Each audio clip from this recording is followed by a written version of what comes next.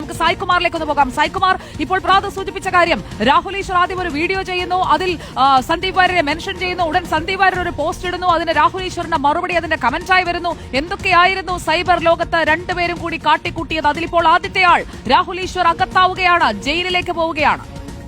തീർച്ചയായും ഇത്തരം അധിക്ഷേപകർക്കുള്ള കൃത്യമായ മുന്നറിയിപ്പ് കൂടിയാണ് സുജയ ഇപ്പോൾ കോടതിയുടെ ഭാഗത്തു നിന്നുണ്ടായത്. അതായത് സന്ദീപ് വാര്യർ അടക്കം ഇതിന് കൃത്യമായി വഴിമരുന്നിട്ട് കൊടുക്കുകയായിരുന്നു. എന്നിട്ട് അവസാനം ഞാനൊന്നും അറിഞ്ഞില്ലേ, ഞാനൊന്നും അങ്ങനെയൊന്നും ചിന്തിച്ചില്ലേ എന്ന് പറഞ്ഞ് നല്ല പിള്ള ചമയാനുള്ള ശ്രമവും ഇതിനിടയിൽ നമ്മൾ കണ്ടു. പക്ഷേ രാഹുൽ ഈശ്വർ കൃത്യമായി വിളിച്ചു പറഞ്ഞുകൊണ്ടേയിരിക്കുന്നുണ്ട്, താൻ രാഹുൽ മാങ്കൂട്ടത്തിന് വേണ്ടിയാണ് സംസാരിക്കുന്നത്, അതിനിയും തുടരും എന്ന്.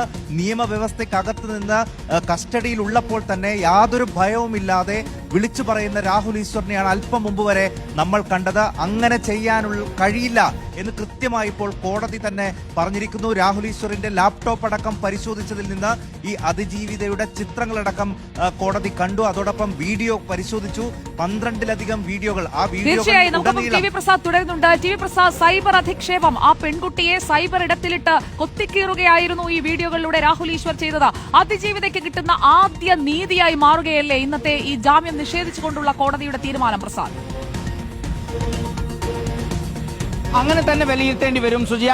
കാരണം ഒന്നും ചെയ്യാൻ പോകുന്നില്ല, ഇതിൽ റിമാൻഡ് ചെയ്യാനുള്ള ഒരു വകുപ്പുമില്ല എന്നൊക്കെയായിരുന്നു കഴിഞ്ഞ ദിവസങ്ങളിലെല്ലാം രാഹുൽ ഈശ്വർ പറഞ്ഞുകൊണ്ടിരുന്നത്. എന്നാൽ അതിനേറ്റ മുഖത്തേറ്റ അടിയാണ് ഇന്ന് കോടതിയുടെ തീരുമാനം എന്നുള്ളതാണ്. കഴിഞ്ഞ കുറേ ദിവസങ്ങളായി നേരത്തെ സായി സൂചിപ്പിച്ചതുപോലെ 12ലധികം വീഡിയോകളിലായി ഈ പെൺകുട്ടിയെ മനസ്സിലാകുന്ന രീതിയിലുള്ള പരാമർശങ്ങളുമായി ബന്ധപ്പെടുത്തിക്കൊണ്ട് സന്ദീപ് വാര്യറിന്റെ ഫേസ്ബുക്ക് വാളിലുള്ള ഒരു പടം, ആ പടത്തിലേക്ക് ആളുകളെ എത്തിക്കുന്ന രീതിയിലുള്ള ഒരു റിക്രൂട്ടിംഗ് ഏജന്റിനെ പോലെ പ്രവർത്തിച്ചു എന്നുള്ളതാണ് ഇതിൽ ഏറ്റവും ഗുരുതരമായ ഒരു കാര്യം. രാഹുൽ ഈശ്വർ പ്രത്യക്ഷമായി പറയുന്നത് താൻ രാഹുൽ മാങ്കൂട്ടത്തിനെ പിന്തുണയ്ക്കുകയാണ് എന്നുള്ളതാണ് പ്രത്യക്ഷത്തിൽ പറയുന്നതെങ്കിലും അതിലേതാണ്ട് ഭൂരിപക്ഷം സമയവും ഈ പെൺകുട്ടിയെ അധിക്ഷേപിക്കാനാണ് രാഹുൽ ഈശ്വർ സമയം കണ്ടെത്തുന്നത് എന്നുള്ളതാണ്. മാത്രമല്ല സുജിയ, ഇതിലൊരു പ്രധാനപ്പെട്ട കാര്യമുള്ളത്, അതൊരു തെറ്റായി രാഹുൽ ഈശ്വറിന് തോന്നുന്നില്ല എന്നുള്ളതാണ്. ഇനി ജാമ്യം കിട്ടി പുറത്തു വന്നാലും രാഹുൽ ഈശ്വർ ഇതേ നിലപാട് തുടരുമെന്ന് തന്നെയാണ് അല്പസമയം മുമ്പ് വരെയുള്ള പ്രതികരണത്തിൽ നിന്ന് മനസ്സിലാകുന്നത്. ചുരുക്കത്തിൽ ഈ പെൺകുട്ടിയെ അധിക്ഷേപിക്കാനും ആക്ഷേപിക്കാനും ആ പെൺകുട്ടിയുടെ ഐഡന്റിറ്റി സമൂഹത്തിൽ വരുന്ന രീതിയിൽ പ്രചരിപ്പിക്കാനുമുള്ള ഒരു വഴിയാക്കി രാഹുൽ ഈശ്വർ തന്റെ സമയത്തെ മാറ്റി എന്നുള്ളതാണ് ഇതിൽ ഏറ്റവും ഗുരുതരമായ കാര്യം. അതേ ഗൗരവത്തോടുകൂടി ഇതിനെ പോലീസ് കാണുന്നു, അതേ ഗൗരവത്തോടുകൂടി പോലീസ് റിമാൻഡ് റിപ്പോർട്ട് സമർപ്പിക്കുന്നു, കോടതിയും അതേ ഗൗരവത്തോടുകൂടി ഈ വിഷയത്തെ എടുക്കുന്നു എന്നുള്ളതാണ് ഏറ്റവും പ്രധാനപ്പെട്ട കാര്യം. സൂചിപ്പിച്ചത് പ്രധാനപ്പെട്ട പോയിന്റാണ്. പെൺകുട്ടിക്ക് കിട്ടിയ ആദ്യ നീതിയായി വേണം ഇതിനെ കാണാൻ. കാരണം വായിൽ തോന്നുന്നത് വിളിച്ചു പറയുന്നവർക്കുള്ള അടിയാണ് ഇന്നത്തെ കോടതിയുടെ തീരുമാനം. നമുക്ക് കോടതി ഇപ്പോൾ എന്തൊക്കെയാണ് ഈ റിമാൻഡിലേക്ക് വിട്ടുകൊണ്ട് പറഞ്ഞിരിക്കുന്നത് എന്നത് കൂടി അറിയാം. ഹരിമോഹൻ ഉണ്ട് നമുക്കൊപ്പം. ഹരിമോഹൻ, 14 ദിവസത്തേക്കാണോ റിമാൻഡ്? എന്തൊക്കെയാണ് വിവരങ്ങൾ?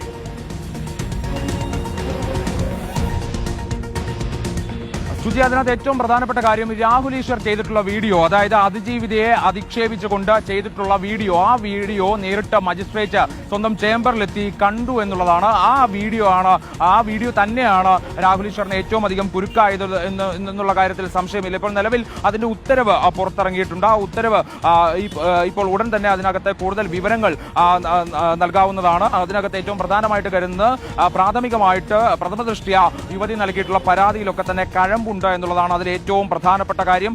ആ വീഡിയോ ദൃശ്യങ്ങൾ ഒപ്പം തന്നെ ഈ വീഡിയോ മറ്റു പല സ്ഥലങ്ങളിലേക്കും പങ്കുവച്ചിട്ടുണ്ട്. അതായത് രാഹുൽ ഈശ്വറിന്റെ കയ്യിൽ മാത്രമല്ല ഈ വീഡിയോ ഉള്ളത്, സോഷ്യൽ മീഡിയയിൽ മാത്രം പോസ്റ്റ് ചെയ്തതല്ല. ഈ വീഡിയോയ്ക്ക് ആധാരമായിട്ടുള്ള ചിത്രങ്ങൾ, ആ ചിത്രങ്ങൾ മറ്റു പല സ്ഥലങ്ങളിലേക്കും അയച്ചിട്ടുണ്ട്. അപ്പോൾ അത്തരത്തിൽ ഏതെങ്കിലും നിലയിൽ സംഘടിതമാണോ ഈ നീക്കം എന്നുള്ളതാണ് നിലവിൽ പരിശോധിക്കുന്നത്. എന്തായാലും രാഹുൽ ഈശ്വറിനെ കൊണ്ടുള്ള പോലീസ് വാഹനം പുറത്തേക്ക് ഇറങ്ങുന്ന കാഴ്ച. നിരാഹാര സമരത്തിലേക്ക് പോവാണ്. പച്ചക്കള്ളമാണ് ഈ കേസ്. ജയിലിൽ നിരാഹാര സമരത്തിലേക്ക് പോവാണ്. പച്ചക്കള്ളമാണ് ഈ കേസ്. പച്ചക്കള്ളം. അഡ്വക്കേറ്റും പോലീസും പറഞ്ഞത് പച്ചക്കള്ളമാണ്. ഞാൻ നിരാഹാര സമരത്തിലേക്ക് പോവാണ്.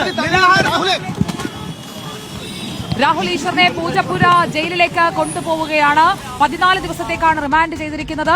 പച്ചക്കള്ളമാണ് പറഞ്ഞിരിക്കുന്നതൊക്കെ, പച്ചക്കള്ളമാണ്. നിരാഹാര സമരം അനുഷ്ഠിക്കാൻ പോവുകയാണ് ജയിലിനുള്ളിൽ രാഹുൽ ഈശ്വർ. നമുക്കൊപ്പം ടി വി പ്രസാദ് ഉണ്ട്. ടി വി പ്രസാദ്, സ്വാതന്ത്ര്യ സമര പോരാളിയെ പോലെ സത്യഗ്രഹം നിരാഹാരം കിടക്കാൻ പോകുന്നു എന്നാണ് ഇപ്പോഴും പറയുന്നത്. നമ്മൾ കുറച്ച് സമയം മുമ്പ് ഇത് തന്നെയാണ് സുജിയ പറഞ്ഞത്. അതായത് ഈ രാഹുൽ ഈശ്വറിന് ഒരു കാര്യവും മനസ്സിലാവില്ല എന്നുള്ളതാണ്. ഇനി ജയിലിലാക്കിയാലല്ല, ഇനിയിപ്പോൾ ശിക്ഷ കൊടുത്താലും രാഹുൽ ഈശ്വറിന് ഈ കാര്യങ്ങൾ മനസ്സിലാകാൻ സാധ്യതയില്ല എന്നതാണ്. കാരണം ഇപ്പോഴും താൻ രാഹുൽ മാങ്കൂട്ടത്തലിനെ പിന്തുണയ്ക്കുന്നു എന്നതല്ലാതെ മറ്റെന്ത് തെറ്റ് ചെയ്തു എന്നാണ് ഇപ്പോഴും രാഹുൽ ഈശ്വർ രാഹുൽ മാങ്കൂട്ടത്തലിനെ എന്ന പേരിൽ വിളിച്ചു പറയുന്നത് എന്നതാണ്. മാങ്കൂട്ടത്തിനായി ബാറ്റ് ചെയ്യാൻ ഇറങ്ങി ഇപ്പോൾ ആ ബാറ്റ് ചെയ്ത ബാറ്റ്സ്മാൻ ജയിലിലേക്ക് പോവുകയാണ്. ജയിലിൽ നിരാഹാരം കിടക്കും എന്നുള്ളതാണ് ആ ഹീറോയുടെ പുതിയ പ്രഖ്യാപനം.